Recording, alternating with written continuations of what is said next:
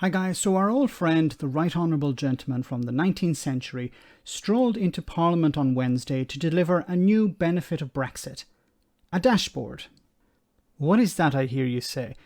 Well, it will be a place where members of the public can add EU laws that they don't like and that they'll be able to monitor and count down the end of EU legislation in the United Kingdom.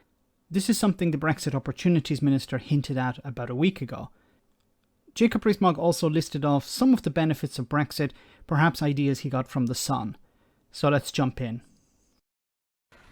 Therefore, I am pleased to announce that today we publish an authoritative catalogue of over 2,400 pieces of legislation spanning over 300 individual policy areas. This catalogue will be available on gov.uk through an interactive dashboard. It will be updated on a quarterly basis so that the public can count down retained EU law as the government reforms it. I would like to commend the Cabinet Office officials who developed this dashboard. It is a fascinating resource in its own right, of both political and, in my view, historic constitutional importance. The pertinence of publishing this dashboard today should not be missed. 6 years ago tomorrow, that day of legend and song, the United Kingdom voted decisively to leave the European Union. Decisively? Okay. The public voted to take back control. And while it took some time to get there... Took some time to get there. Remember, Brexiteers like Jacob Rees-Mogg was saying, as soon as we leave, everything will be wonderful. As soon as we leave, we will have taken back control. Yeah, it just took 6 years. 2 general elections and some constitutionally fascinating parliamentary prestidigitation between 2007 and 2019, which included you lying to the Queen. The Prime Minister has delivered such control in spades. His Brexit agreement, which guaranteed regulatory autonomy for Britain, means that the publication of this dashboard offers the public a real opportunity. Everything on it we can now change. The author, E.M. Forster, once said, 2 cheers for democracy. 1, because it admits variety, and 2, because it permits criticism. Therefore, as I did earlier this year, I'm inviting the public from across the country, whether they be in Wakefield or Tiverton and Honiton and other places selected at random for the purposes of illustration. A little bit of comedy here. Obviously, he's talking about 2 by-elections coming up, so he wants to mention those. To once again share their ideas of reform, and to look further into pieces of retained EU law that have an impact on their lives. Now, the problem with that is that most people have no understanding of EU law or how EU law impacts their lives. We've heard from people calling into radio stations like James O'Brien's asking for 3-pin plugs to be changed or to be implemented or something. Boris Johnson sold the public the idea of the bendy banana, something that EU legislation was trying to replace or fix or whatever. We've heard about how the public thought that the European Court of Human Rights was part of the EU. So when you're asking the public to provide evidence of how EU law impacts their lives, I think you're grasping at straws there, Jacob. By using this dashboard, the public can join us on this journey to amend, repeal or replace retained EU law. Together we will make reforms that will create a crucial boost to productivity and help us bring the benefits of growth to the whole country. Now, I haven't seen this dashboard, but do you believe it allows you to select, okay, I don't like hard hats on, this was a caller to James O'Brien, I think it was, I don't like hard hats on building sites. Let me see if that's in the list. Or is it you add it to the list and the dashboard will tell you, no, that's not EU law or that is EU law? Or is it just you add it to the list and then Jacob Rees-Mogg will say, we got rid of hard hats on building sites. See, that was a benefit of Brexit. Of course, Her Majesty's government is legislating to seize the opportunities of Brexit and has been since 2020. From introducing our points-based immigration system and securing... which has resulted in fewer workers available to work on building sites or to work picking fruit or work in factories. The integrity of the United Kingdom's internal market, to boosting growth and innovation through adding gene-edited crops, and This has popped up a few times, this idea of gene-edited crops. And a problem with that is that the European Union have said that if you're going to sell gene-edited crops, they need to be labelled.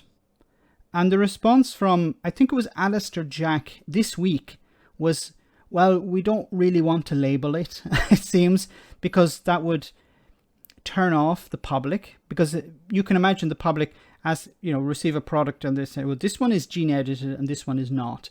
It doesn't matter whether it's scientifically proven to be safe or not, but if you're not allowing labeling, it's going to be a problem to export it into the EU. But if you don't have any labeling, or if you have labeling on it, the public will be probably more inclined to buy the non-edited product. Recognising high-quality professional qualifications, we are already showing, among others, the benefits of Brexit to the British people. There are countless other opportunities for reform ahead of us. Members will know that the recent Queen's speech was full to the gunwales of the opportunities of Brexit, ranging from financial services, agriculture, data and artificial intelligence, transport, energy and restoring sense to human rights law. They are the benefits of Brexit. Agriculture, financial services, AI, technology, changes to human rights law. These are the benefits of Brexit. Agriculture is a benefit of Brexit. I was expecting him to actually give us some examples. They're not examples. He's just listing off a number of titles. They're not examples, Jacob. This government will work to develop a new pro-growth, high-standards regulatory framework that gives business the confidence to innovate, invest and create jobs. Those, Madam Deputy Speaker, are the big headline-grabbing issues. This dashboard, I hope, is an opportunity to tackle hundreds of matters, which might seem marginal on their own, but each of these measures in the margin will combine to usher in a revolution. Not a French-style revolution with blood running in the streets and the terror of the guillotine, My ears are burning. a British-style revolution whereby marginal improvements, moving inch by inch so that soon we've covered the feet and the feet become yards and the yards become chains and then furlongs and miles.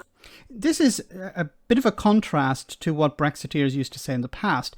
When they were talking about the EU, they were saying the EU is so slow, it's not able to be dynamic, it's cumbersome. We need to be outside the EU so we can be nimble, we can be flexible, we can be quick.